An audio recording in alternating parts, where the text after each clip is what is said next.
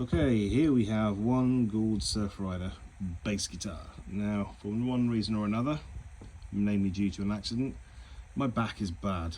In my band, my band is centered around, has been centered around two bass players. I've been playing a 6-string Spectre, detuned right down to dropped B flat. And because we have two basses, obviously I need a 6-string scope, but then my back has got too bad for me to be able to hold it up. It's a big old lump. I'll show you in a bit. It's a big old lump and it's just too heavy. So what I have been doing is playing my Fender Prodigy with a adjustable nut that I put in, and that has fat strings. I think 60 or 70 or something, 68 maybe, gauge strings, which is great. It's fine, but with me being, I'm left-handed and I play right-handed guitars, so that horn and that cutaway is a little inhibitive sometimes. I have to really contort my hands. Apart from that, actually takes it quite well. It's kind of okay, but what I do have is because of my Gould bass, I absolutely love it. So I want to make it into a baritone. I love this bass, I really do, but I can't put if I put fat enough strings on to detune it, it just has dead spots all over it. It's just the scale length is not long enough. It's 30 inches. It's just not long enough. So make it to a baritone with a 30. I mean, 30 inches is the same as a bass 6, as in the Fender bass 6, or the Epiphone do one as well. But I won't be going quite that low. So jobs to do: take the machine heads out, blank the holes, and cover and re-drill for 3 a side. New nut, which is the only thing I'm really apprehensive about, if I'm honest. I've got a P90 pickup coming, a cream one to go in the bridge. I thought it might look nice. It might not. I might have to swap my mind on that. And I have 2 bridges to try. You can see there where I've jerry rigged up a string. It's going to be great, I think, as long as I get it right. It's going to sound great. I've got 2 bridges. I've got a black one that's kind of like this, but goes through the body. 2 worries with that one is that if I put the strings through the body on a 30-inch guitar, it may not reach the heads. The strings may not reach machine heads where I need them to. And the other one is that it may not be able to get higher, and I don't really want to start putting plates underneath to jack this angle up from the side. That's quite tall there for it to reach over here.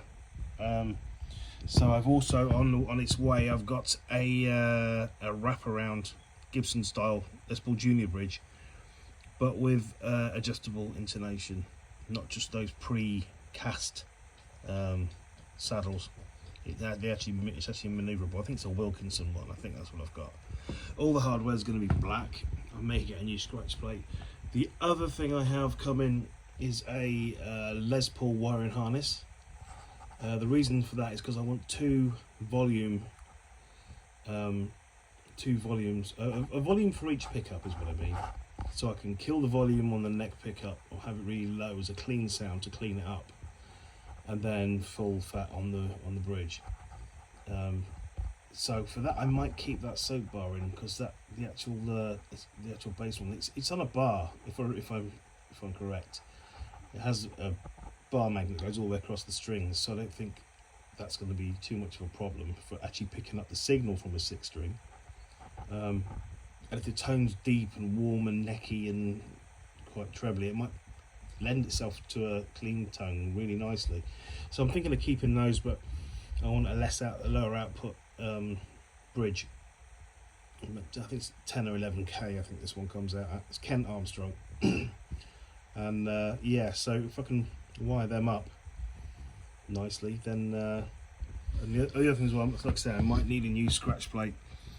I need to relocate, because you see I have to take the knobs off so I don't turn myself down being upside down. I may relocate the knobs behind the bridge somewhat, or at least further back. And they might be quite together. It might look quite odd, but it'll be functional, and that's what I need.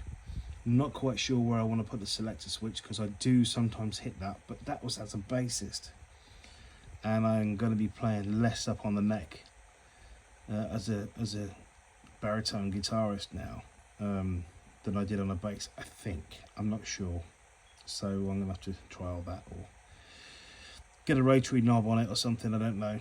But yeah, that's where I am at the minute, so I will keep. And this is a really nice guitar, a really nice bass. It's set neck, it's set in. It's always had, for a short scale bass, it's always had one full sustain. I can only think as a guitar it will be even better. Like the bindings and stuff on here, it's all very clean, very nice. And it was only a cheap bass. I got it a long time ago when I was playing in standard and drop D tuning, and it did okay for that. But it's really nice, really nice. I got neck markings put on the top, because obviously that would be the bottom for a right-hander.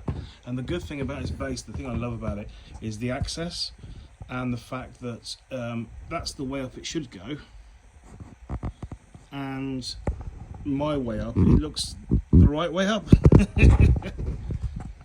It's looking a little bit more stubby than it actually is in real life. The camera's shortening it a bit, I think, and playing with the angles. But it is a very nice bass, really fast neck on it. So hopefully that translates to the guitar. So yeah, anyway, as I get bits come in and I start attacking it, I'll do more videos, I think. But I'm really looking forward to getting my teeth into it. So yeah, cheerio.